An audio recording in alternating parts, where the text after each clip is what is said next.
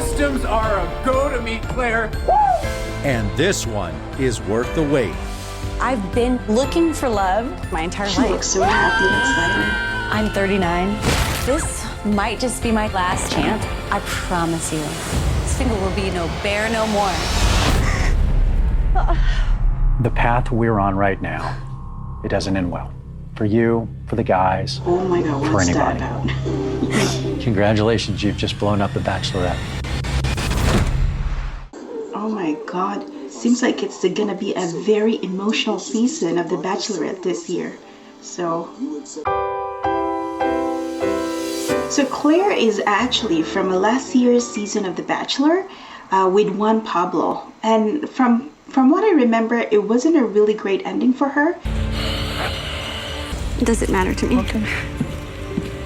I lost respect for you. Okay.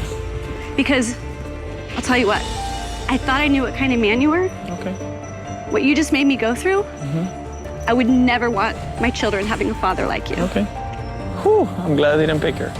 Even though it didn't work out, I didn't give up.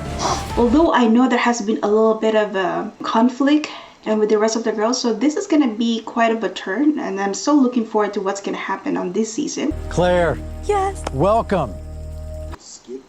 What do I think about those listings? Or candidates? Or potential partner? Well, seems to be really she does have a really good list. Well, let's wait and see. What can I say?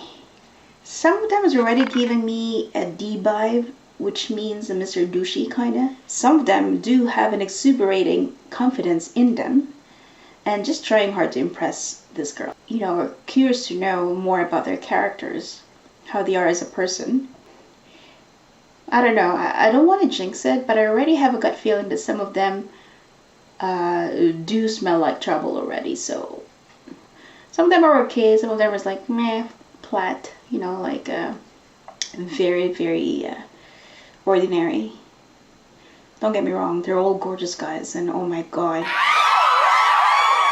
As women, we tend to put ourselves in the spot, imagining as if we are the ones who's actually picking those guys.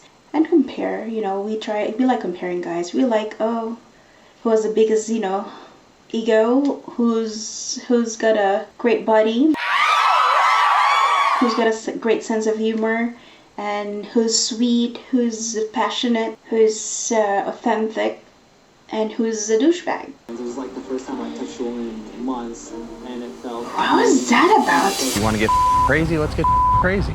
We tend to observe guys when the way they present themselves. Or, I don't know, sometimes we get caught up with the physical attraction, the first impression. What do you look for, or what sticks on a first impression for you guys?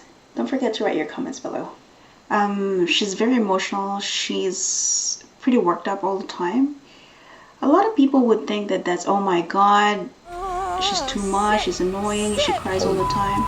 Like, what is going on? But at least she's being herself. She's not sparing herself from anything else. I mean, if that's her, you know, at least she's not afraid to share a part of her, for being vulnerable, sharing her vulnerability to the rest of the world.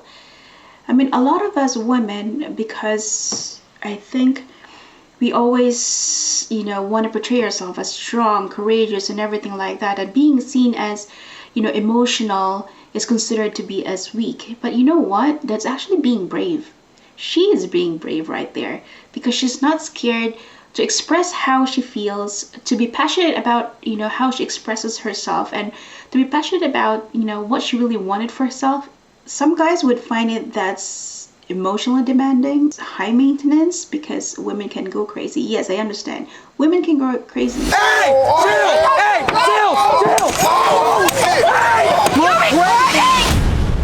When we find the right man who can actually help us overcome our fear and make us feel safe, it actually helps us cope with those overwhelming emotion. I'm not saying it's gonna go away, but at least it would be a great deal of help to find someone, because at the end of the day, all we wanted is to find that safe space to where we will be accepted, we will be cherished, we will be loved. You know, the rest of the thing around us will become irrelevant, because all we need is that person right beside us who will love us for who we are. But the worst part is it's not trying. So might as well try it, even for just like what she said, 500 times or whatsoever. At least you give it a shot. You show up. And I think she knows for a fact that there's going to be some, you know, comments left and right, because how she portrays herself, very emotional and very out there, you know. Others you may see that as quite annoying and a little too much. But you know what? Hey, at least she's not afraid to show a part of herself. And if people would see her as, you know, crazy but passionate but loving and giving, at least you're getting the best of her, because she seems to be the person who's going to give it all when she finds the right person. We still have this idea of, you know, the princess story, that we will be saved, my Prince Charming will come and I'll have a happily ever after. Claire knows what she wants, and she's really there for a reason, and her goal is to find the man of her dreams, and she's out to get it.